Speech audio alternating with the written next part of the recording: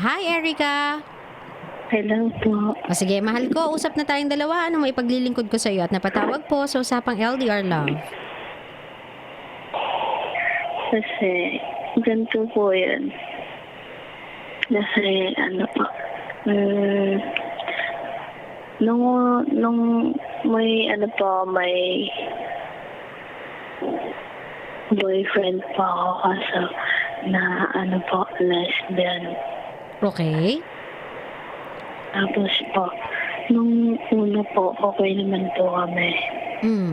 Tapos, yung ano po yun, nagkaroon po siya ng work dito sa Valenzuela. Okay. Parang doon po nagpapagod. Ayan. Love, hanap ka ng magandang signal, mahal ko. Kasi ano na to eh, direct phone call na to. Signal mo na yung problema dito, love. Hanap ka ng magandang signal. Pero, Ayan. So, nagkaroon siya ng Okay work na dyan po. sa Valenzuela. Tapos, apo, tas yun po, parang doon po yung nagbago lahat. Yung tipong baliwala niya na ako. Pero ako, hindi ko lahat kasi yun nga po, may work siya. Tapos, yung tipong malalaman ka na lang sa nalalaman ka na lang sa iba na may iba na po pala siya. okay. Paano mo nalaman? At sino yung iba? Gano'n na ba kayo katagal? Nung mga 1 year na po kami. 1 year and 2 months po. Okay. Paano mo Kasi nalaman na meron siyang iba? Nalaman ko po sa kaibigan niya. Okay. Sinabi ng kaibigan niya sa'yo na, uy, meron ng bago si ano ah. Ganon? Yung ganun, hindi po. Yung sabi po ng kaibigan niya sa akin, kung ano po, kung wala na po ba daw kami ng boyfriend ko. Tapos sabi ko, kasi yun po, parang nagulat ako. Sabi ko, wala namang breakup, hindi naman kami nag-break, gano'n. Sabi ko gano'n, tapos sabi niya, the same time, hindi pa nanawala yung kaibigan niya. Tapos yan, pinakita ko pa yung weba namin, yung mga chat text, gano'n. Sabi niya, wala na kayo. Sabi niya, hindi mo pa alam. Sabi ko, ano? Ito para pong doon po ako nagulat. Tapos sabi niya, niloko ka lang nung jowa mo. Sabi ko, paano? Sabi ko, hindi mo alam yung matagal ka na Okay. Napakabuti naman niyang kaibigan. O bakit ka mo sinasabi niya ngayon sa'yo kaibigan niya yung isa, ba't di niya pinigilan? Na nga po, tapos sinabi lang daw niya po para kasi siya daw, sabi ko, bakit, tsaka sabi ko sa kanya, kung kaibigan ka, ba't mo sinabi sa kanya, tinanong ko po siya ng gano'n. Sabi niya kasi ako danas ko din yan, kaya ayoko din, kasi kaibigan ko siya, kaya tinuring lang kitang kaibigan, sabi po niya gano'n. Ayun po, kaya po daw na yun nasabi ng gano'n. Okay. Tapos yun po, tinanong ko po yung time na yun, yung tinanong. Kasi actually po, magkalapit lang po kami ng bahay na, kaya po, pagdating po niyang galing sa work, tinanong ko po siya. Pero kahit lasing po siya, nagtanong po siya. Ano, sorry? Kahit lasing po siya nung time yun. Tinanong ko po siya pagdating niya sa bahay ng tito niya. Sabi ko sa kanya, totoo ba yung sinabi ng kaibigan mo sa akin? Tapos sabi niya na ano na naman yung ganun galit. Lagi siyang galit sa akin pagdating yung galing sa trabaho. Sabi niya, ano na naman yung kalokohan niya dyan. Tapos yun, sabi ko may mga picture po na pinakita sa akin yung kaibigan niya. Picture nila na yung tipong ang sweet nila, dalawa. Okay, anong sinabi niya? Nung pinakita mo yung mga pictures na yon, yung mga pinakita sa'yo nung kaibigan niya, anong sinabi nung partner mo? Wala po siyang reaction. Parang kumbaga parang nagulat po siya. Ganun. Gulat siya. Tapos? Tapos yan, tinanong ko siya na sabi ko bakit. Tapos sinabi ko siya, bakit ano bang parang ginawa ko naman lahat para magiging okay tayo. Kasi yun nga sabi ng kaibigan niya. Papatuloy mo, sabi ng kaibigan niya ako. Papatuloy ko pa daw yung pag-relasyon sa kanya, itigil ko na. Siyempre po ako, napaisip po ako doon kasi kung siyempre mahal ko Love, po bulong sa mo akin. pa. Bulong mo pa. Konti na lang, wala na akong maintindihan. Huwag mo ibulong, love. Hirap na ako sa signal mo, love. Huwag mo na ibulong. Sorry. Oo. Sorry po. Hirap na ako eh. O, tapos? Kasi po, sinagot po siya, sabi ko po, siyempre, hindi naman po ganun kadali para makalimutan ko siya. So, yun po, kahit alam ko na ayun, kinagago niya na ako, niloko niya ako, pero binaliwala ko lahat yan. Parang wala lang sa akin.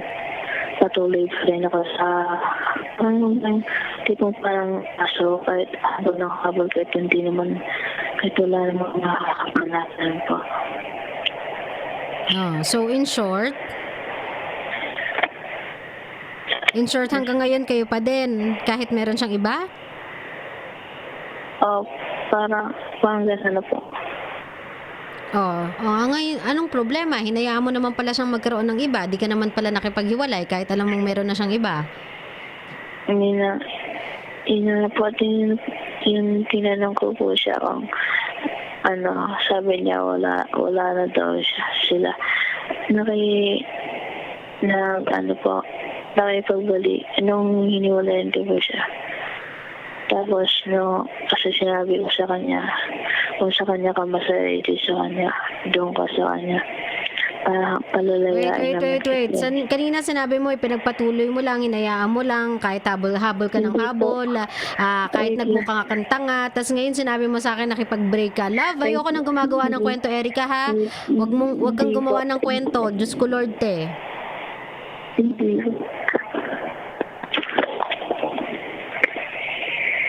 Diretso. Erica?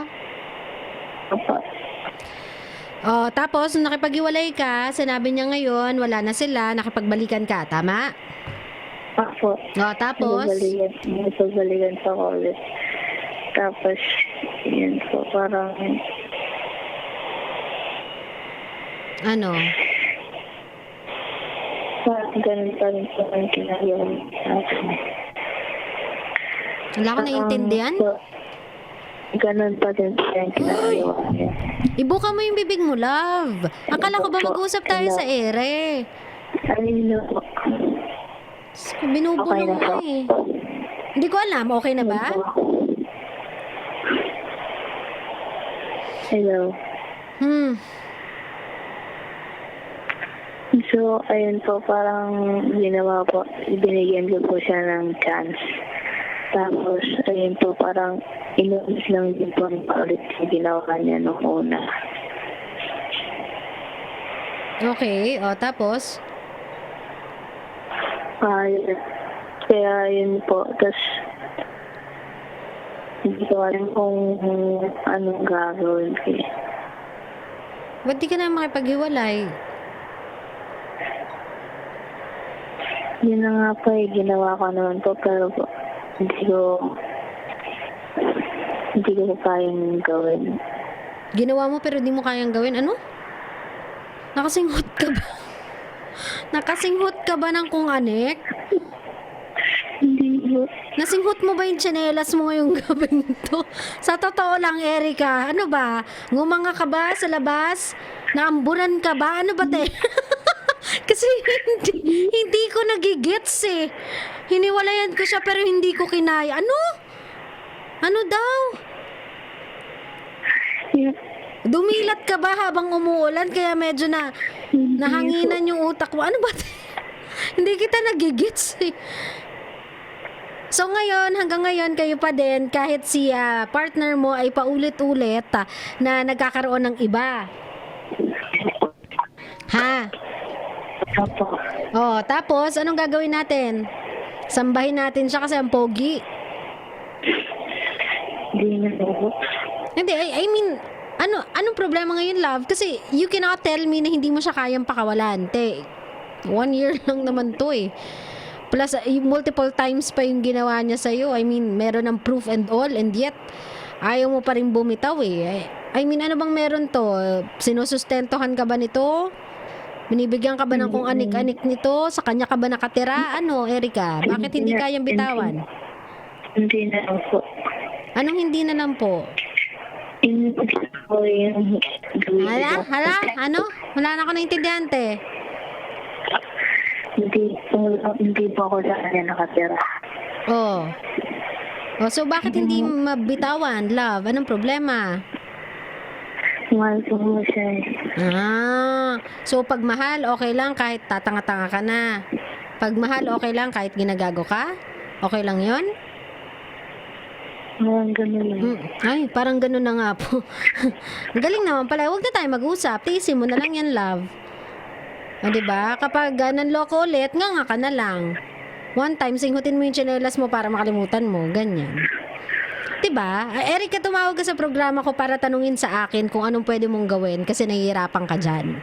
Love, napakasimple naman eh. Kung yung taong to, ayaw kang respetuhin, wala ding respeto sa mga magulang mo na nagpalaki sa'yo, o diba? Kahit pa paano, kung alam mo namang hindi ka nire-respeto nitong taong to, wala siyang pakialam sa nararamdaman mo, wala siyang ginawa kundi magharot kasi hodang malaman mo o hindi, ibig sabihin wala talaga siyang pakialam sa mararamdaman mo lang, wala siyang respeto, hindi ka niya ganun kamahal. So, ano pang kailangan gawin pag ganun?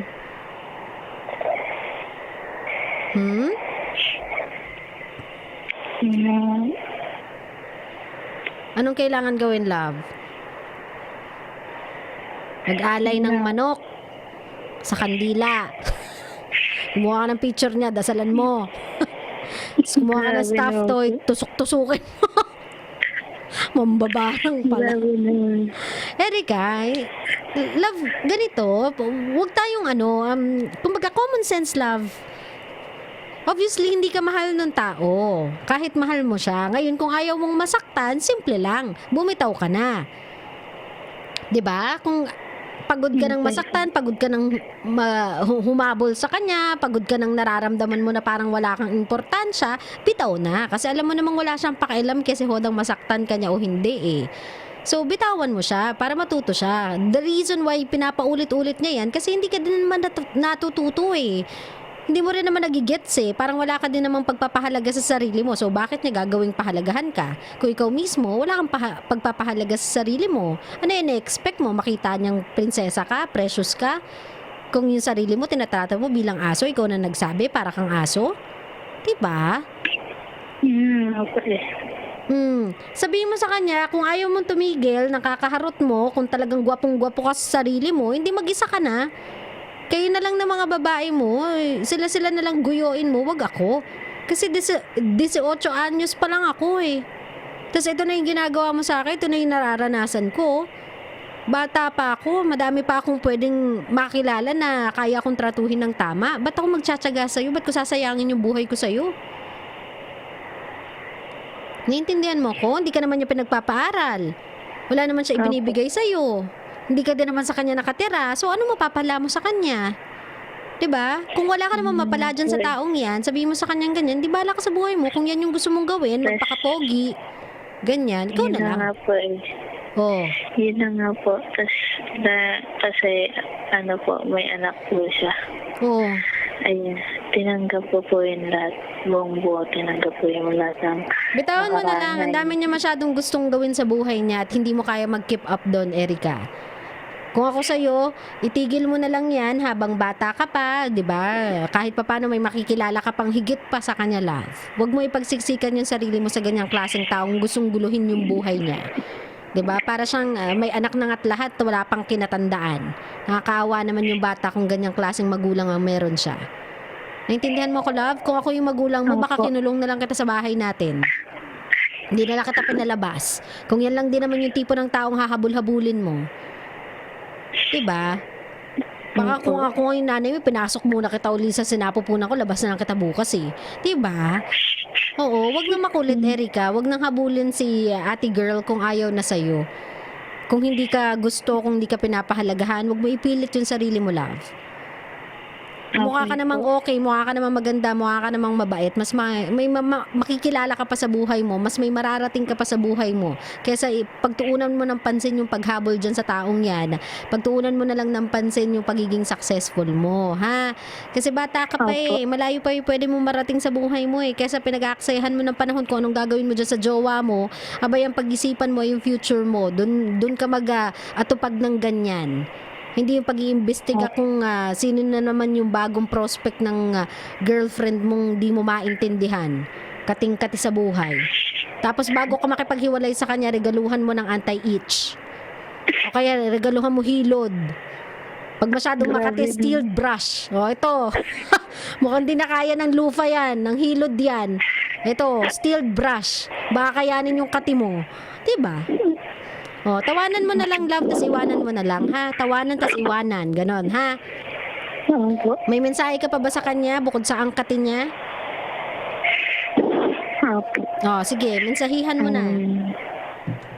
Mention di ba? Ay, huwag na pala. Huwag na mention. Nagbago isip, isa ka din Sabi ko sa'yo, tigil-tigilan mo na yung pagsinghot ng tsinelas ng kapitbahay niya, love, ha? Tigil mo na yan.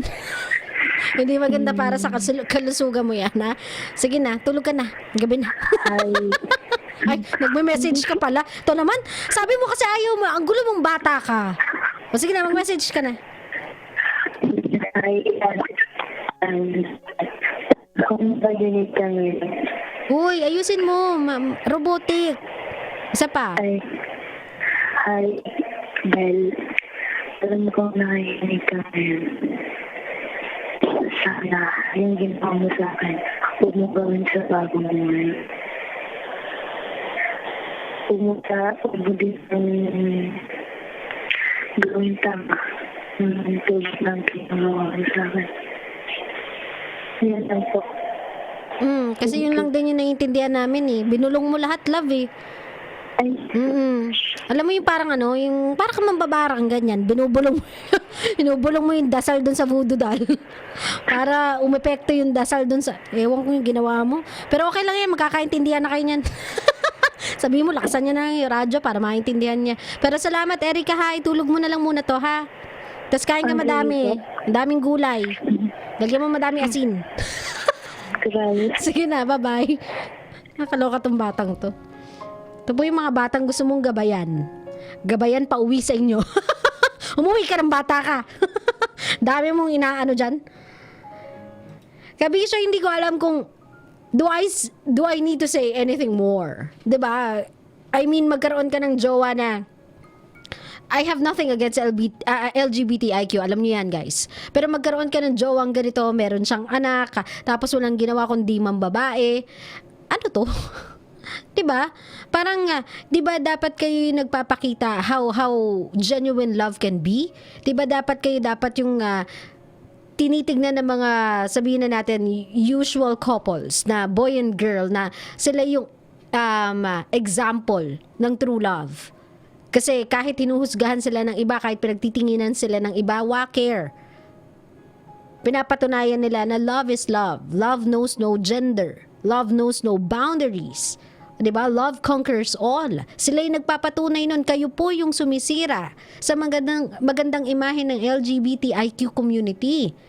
'Di ba? Dapat kayo kapag nakikipagrelasyon, whether or not you are a member of this beautiful community or dapat iisa lang, kabisyo. I mean, if you are not so serious with the first or with the person you are with today, and nakikita mo at nararamdaman mo kung gaano kaseryoso sa iyo yung tao, might as well let that person go. Kung hindi ka pa ready para mag-commit sa isa, then kung hindi niya alam na it's an open relationship, everybody can just come in and open sila sa idea about it, don't do it to that person. Kung hindi siya nag-agree with it, wag mong gawin yun sa kanya. Ang hirap kasi sa mga tao, yung sobrang puging-pugi sila sa mga sarili nila, gandang-ganda sila sa mga sarili nila, yung meron silang idea ng collect and collect, then select. Iba din naman po, no? Sa mga ganito pong klase ng relationship, kapag alam nyong it's a repeated offense and that person has no inclination nor sign of changing, sentido común. Let's let it go. O, diba? Wala tayong mararating dito, mga pre. Wala tayong matutupad dito. Walang forever na nakikita. Anytime soon. So, wag na natin pahirapan yung mga sarili natin. Let's just let this go. Kung yung lesson ng pagkawala mo or kung yung action ng pagkawala mo will be the lesson to that person na kailangan niyang pahalagahan yung mga taong nakakasama niya or yung mga taong nagpapahalaga sa kanya, then iwanan mo siya ng ganung marka in life. Ikaw na yung mag-iwan sa kanya ng matinding lesson. Na ipagpapasalamat niya one day, once in my life, I had someone na sobrang bait, sobrang maalaga, sobrang mahal ako, and niregret ko yung mga oras na hindi ko siya pinahalagahan, hindi ko siya minahal, naghanap ako ng iba kasi nawala siya sa akin. Siya yung tipo ng taong nagturo sa akin na dapat kapag nakatagpo ka ng isang taong totoo sa'yo, maging totoo ka din sa kanya. You have to be that person to that person's life. Hindi yung taong kukonsente sa kanya just because quote-unquote mahal mo siya. That's not how you show love to a person that you say you love. Kasi again, ulitin natin, paulit-ulit ko itong sinasabi sa programa natin, kabisyo. Kapag ang tao mahal mo, itatama mo yung mali niya. Hindi mo hahayaan na madadang siya or malunod siya sa lahat ng pagkakamali niya. Huwag kang konsentidor. Kasi kung kinukonsente mo, tas iiyak-iyak ka dyan sa gilid, sa sulok, dahil kinukonsente mo yung ginagawa niya, and then magtatanong ka sa ibang tao, anong gagawin ko? Malamang sa alamang, even yung mga taong pinagtatanungan mo, mapagod sa'yo. Iwanan ka din. Why? Kasi ang tigas ng ulo mo eh. You know what to do. You know what action you must take. Ayaw mo lang, napaka-stubborn mo lang. Sometimes you have to open up yourself to the reality na there are certain people na hindi magbabago. Not because wala silang abilidad to change, but because they don't want to change. So don't force them to.